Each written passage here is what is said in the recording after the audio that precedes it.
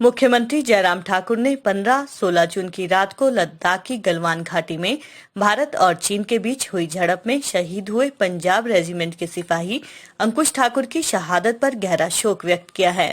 शहीद अंकुश हमीरपुर जिला की तहसील भोरंज के करहोता गांव से संबंध रखते हैं।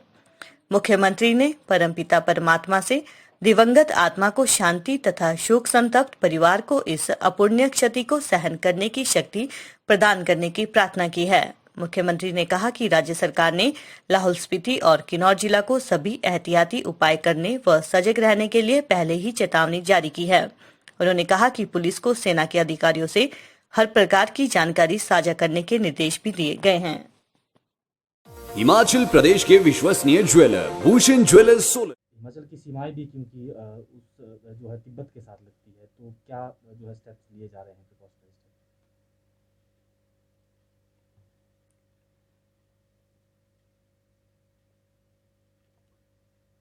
अभी तक जो सूचना मिली है उस सूचना के मुताबिक जो भारत तिब्बत सीमा पर लद्दाख के अंदर जो है वो जो आपस में जो झड़प हुई है उसमें जो मीडिया के माध्यम से जानकारी मिली है 20 हमारे जवानों की शहादत हुई है।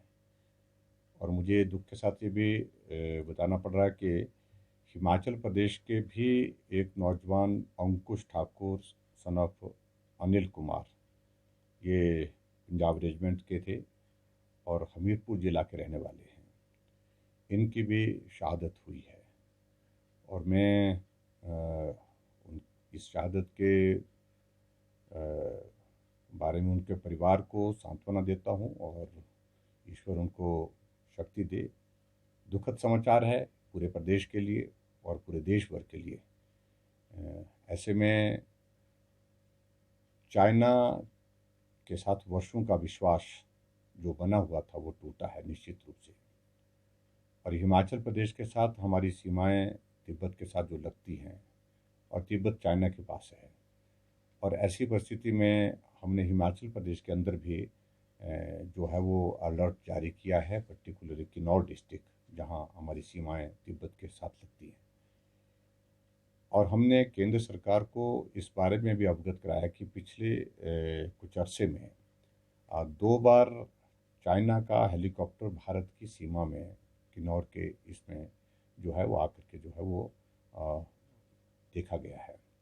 ये जानकारी हमने मिनिस्टर ऑफ होम अफेयर्स को भी और डिफेंस मिनिस्ट्री को भी इस बारे में जानकारी दी है।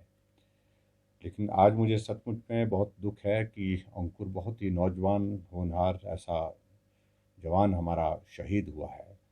मैं उनके प्रति श्रद्धांजलि अर्पित करता हूं और परिवार उनके दुख को सहन करने की शक्ति दे, ऐसी ईश्वर से प्रार्थना करता हूं। और ये शहादत निश्चित रूप से व्यर्थ नहीं जाएगी। देश के लिए एक बहुत बड़ा योगदान, देश की रक्षा, देश की सुरक्षा के लिए उनने अपनी छोटी उम्र में दिया है, जिसको हमेशा हिमाचल याद करेगा। सर, आपको लगता है कि अब बड़े स्टेप्स जो है वो लेने चाहिए? पहले भी इस तरह की एलएसी पर चीन जो है वो हिमाकत करता रहा है। भारत को भी ऐसा कुछ जो है वो स्टेप्स जो है वो कड़े कदम जो है वो लेने होंगे।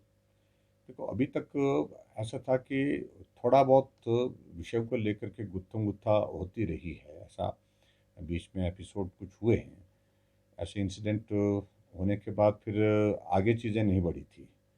लेकिन ये पहली बार हुआ, कई वर्षों के बाद हुआ है, जहाँ पर गोली चली है। और गोली चलने के बाद जो है दोनों तरफ जो है वो जी